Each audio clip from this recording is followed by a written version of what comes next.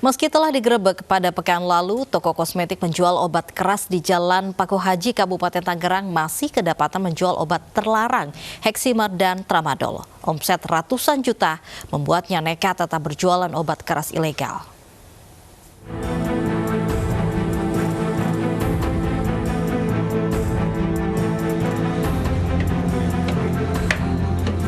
Badan Pengawas Obat dan Makanan Kabupaten Tangerang kembali menggerebek toko kosmetik yang menjual obat keras dalam daftar G atau berbahaya di Paku Haji, Kabupaten Tangerang, Banten. Dalam hasil pemeriksaan, petugas menemukan ribuan pil Heximer dalam plastik bercampur sampah dan ribuan Tramadol di dalam celengan plastik bekas di bawah tumpukan uang.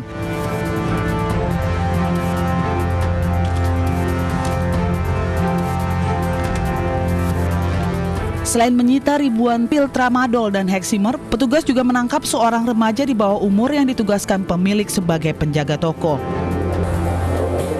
Yang kita sita ini ada sama ya temuannya Tramadol. Yang kita juga Tramadol sekitar 869 tablet. Kemudian sekitar 1.700-an ini ya. 1.700 tablet, kemudian Heximer 1.000 tablet. Di Jumat lalu ya, minggu lalu. Nah ternyata kita cek lagi besokannya tuh masih jual lagi.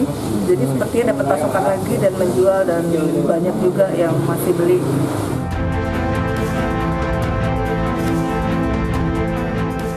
Untuk kedua kalinya dalam sepekan, toko kosmetik dan obat di Jalan Cituis, Desa Sukawali, Kecamatan Paku Haji, Kabupaten Tangerang, digerebek Badan Pengawas Obat dan Makanan BPOM Kabupaten Tangerang.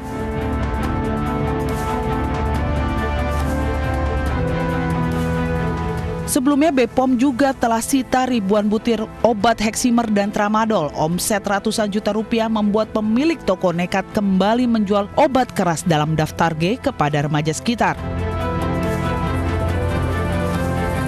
Untuk mencegah kembalinya beroperasi toko kosmetik penjual obat keras ini, petugas Badan POM akhirnya menyegel toko dan membawa penjaga toko bersama barang bukti ke Balai POM. Dari Kabupaten Tangerang, Aimarani, iNews melaporkan. Sejumlah warga Surabaya yang sembuh dari COVID-19 antusias mendonorkan plasma darah alias konvalesan. Plasma akan didonorkan pada pasien yang masih positif COVID-19.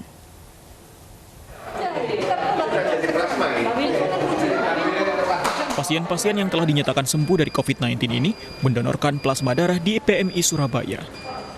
Hingga kini, 34 orang pasien sembuh telah mendonorkan plasma darah secara sukarela untuk didistribusikan ke rumah sakit rujukan COVID-19 di Surabaya. Pemeriksaan ketat dilakukan, mulai dari pengecekan kesehatan pendonor hingga sterilisasi alat donor yang digunakan. Plasma darah orang yang sembuh dari virus corona dinilai mampu membantu pasien yang belum sembuh karena daya tahan tubuhnya mampu mengalahkan virus. Ya karena kemarin dihubungi teman, ada saudaranya, kerabatnya yang membutuhkan darah AB, dan kebetulan saya AB. Ya begitu aja sih, mau membantu aja sesama orang yang pernah COVID ya. Jadi biar lekas sembuh. Konvalesen harus orang yang sembuh dari COVID tapi tidak ada gejala. Dan distribusinya ini kita distribusikan terutama kepada rumah sakit di Surabaya. Jadi mulai rumah sakit RKZ, Darmo, RSAL, UNER dan lain. Tapi kita juga bisa memberi ke DKI pada waktu DKI membutuhkan. Palang Merah Indonesia Surabaya terus membuka kesempatan bagi pendonor karena kebutuhan plasma darah masih tinggi untuk pasien COVID-19. Dari Surabaya, Jawa Timur, Rahmat Ilyasan, iNews melaporkan. Seorang pasien yang terkonfirmasi positif COVID-19 melahirkan seorang bayi laki-laki di Rumah Sakit Umum Daerah Zainal Abidin, Banda Aceh. Sementara untuk ibu dan bayi kini sedang menjalani perawatan di ruang isolasi rumah sakit.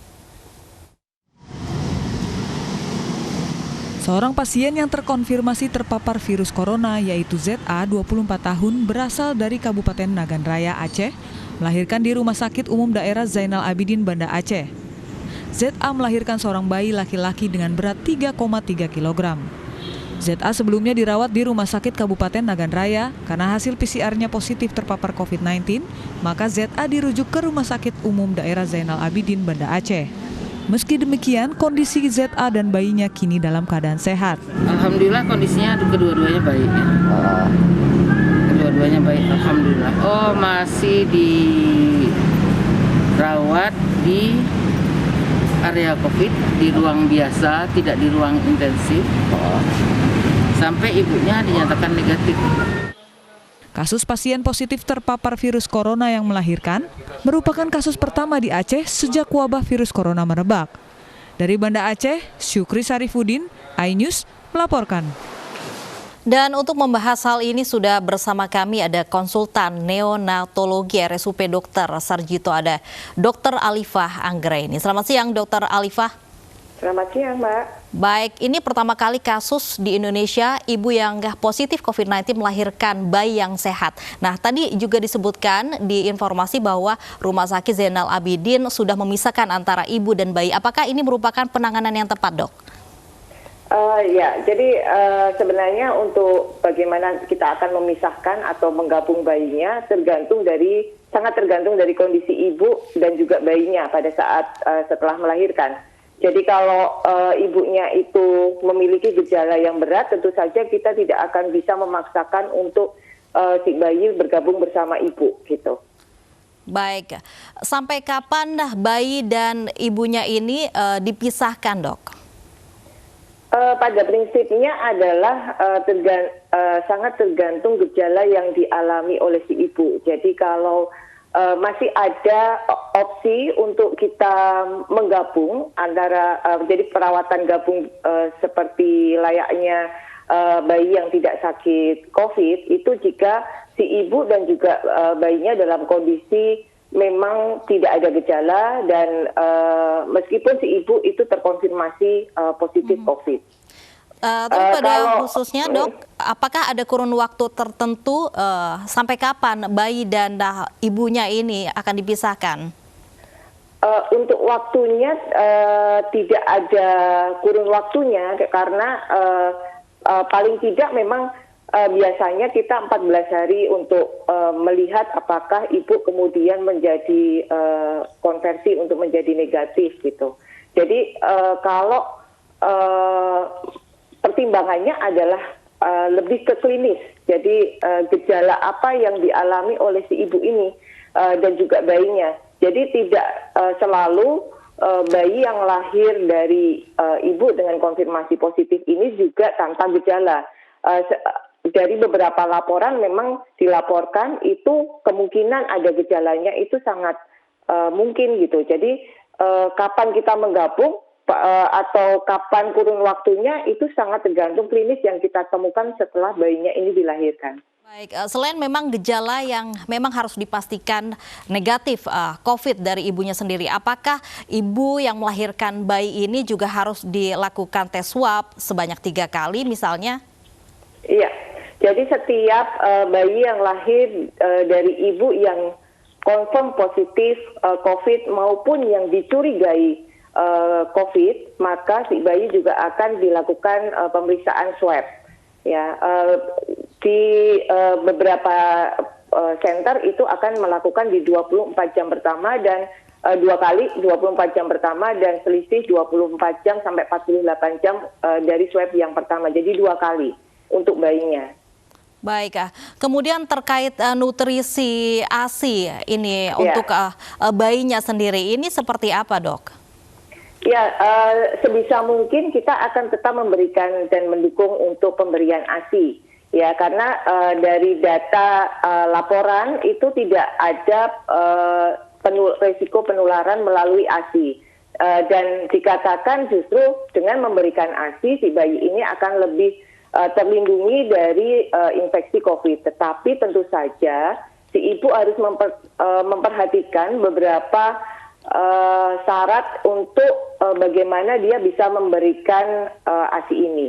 Pada ibu yang tidak bergejala sangat dimungkinkan untuk kemudian dirawat gabung dengan bayi dan ibu langsung menyusui bayinya. Itu sangat dimungkinkan. Jadi tidak selamanya kemudian si ibu juga harus memerah ASI. Jadi situasional dan ini tergantung dari kondisi si ibu dan bayi tadi, Mbak. Baik, tapi kalau memang bayinya ini dinyatakan tadi sehat oleh dokter, salah satu dokter di rumah sakit di Banda Aceh, apakah memang ini juga kondisinya masih rentan karena ibunya ini positif COVID? Iya, tentu saja rentan itu ada, Mak. Makanya harus ada protokol kesehatan yang harus diikuti oleh si ibu. Kalau si ibu itu akan menyusui langsung bayinya, maka ibu harus tentu saja mencuci tangan sebelum dia menyusui bayinya. Kemudian yang berikutnya dia harus selalu memakai masker pada saat menyusui bayinya. Dan dia hanya mendekat ke bayi pada saat memang akan menyusui. Pada saat selesai menyusui, maka sebaiknya ibu dan bayi tetap diletakkan paling tidak dengan jarak 2 meter. Jadi beberapa protokol yang memang harus kita perhatikan pada saat perawatan bayi yang lahir dari ibu terkonfirmasi positif. Baik, dokter, terakhir, jika memang ibunya sudah bebas dari gejala COVID dan di tes swab juga negatif COVID begitu, lalu bagaimana penanganannya ketika memang ibu dan bayi ini bertemu dan sudah kembali ke rumah? Ya, jadi kalau memang dua-duanya sudah negatif, artinya semuanya kita seperti pasien sehat. Nah, yang harus diwaspadai adalah pada saat di rumah itu tetap ada resiko penularan dari lingkungan sekitar, sehingga budaya di tempat kita seringkali kalau habis ada ibu melahirkan itu ada yang menjenguk bayi lahir, itu yang harus sangat hati-hati. Sebaiknya pada saat pandemi ini para ibu yang habis bersalin itu tidak kemudian mengizinkan ada tamu untuk kemudian melihat bayinya, karena memang sangat rentan si bayi ini mungkin justru tidak tertular dari si ibu langsung, malah dari lingkungan sekitar, sehingga ada baiknya kita menjaga untuk tetap menjaga si bayi dan anak-anak kita itu untuk tetap di dalam rumah. Ya, itu jauh lebih baik dan akan lebih aman sehingga penularan COVID ini bisa terhindar gitu, Mbak. Baik, terima kasih Dr. Alifa sudah memberikan informasinya kepada kami di iNews Siang. Pemirsa, di masa adaptasi kebiasaan baru, penerapan protokol kesehatan dijadikan benteng agar infeksi virus dapat dibendung. Seperti yang dilakukan tenaga kesehatan yang berjuang merawat pasien COVID-19 di rumah sakit rujukan. Disiplin memakai masker, cuci tangan dan jaga jarak kini menjadi kebiasaan baru masyarakat agar tidak mudah terpapar virus corona. Tidak terkecuali bagi para tenaga kesehatan yang selalu memakai alat pelindung diri saat bertugas. Terlebih di rumah sakit rujukan, di mana tenaga kesehatan wajib menerapkan protokol kesehatan. Mengapresiasi tugas tenaga kesehatan ini, MNC Peduli bersama PT Produser Pangan Asia berbagi makanan siap saji dan minuman yogurt Delisio untuk Rumah Sakit Islam Jakarta Cempaka Putih dan Sukapura. Tenaga kesehatannya ada sekitar 200 orang, dibantu juga dengan tenaga lainnya, dan juga mereka mendapat perhatian khusus dari kita berupa screening rutin dan swab rutin. Ini adalah salah satu dorongan moral buat kami. Kami tidak sendiri gitu, dan kita tahu akhir-akhir ini memang COVID kasusnya semakin meningkat dan rumah sakit ini menjadi salah satu rumah sakit rujukan. MNC Peduli sangat mengapresiasi tim medis Indonesia sebagai pahlawan garda terdepan dalam merawat pasien yang terdampak COVID-19. Kita mengirimkan makanan kepada tim medis dan supporting tim lainnya, dan ini merupakan bentuk kontribusi MNC Peduli dalam menyemangati tim medis untuk terus berjuang melaksanakan tugasnya. Untuk itu, melalui inisiatif Kami Bisa, Kami Peduli, mari kita terus berbagi dalam mendukung tugas tenaga medis dan membantu masyarakat yang terdampak wabah COVID-19. Tim Liputan iNews melaporkan. PSBB DKI Jakarta diperpanjang, jalur sepeda kembali ditutup. Informasinya sesaat lagi.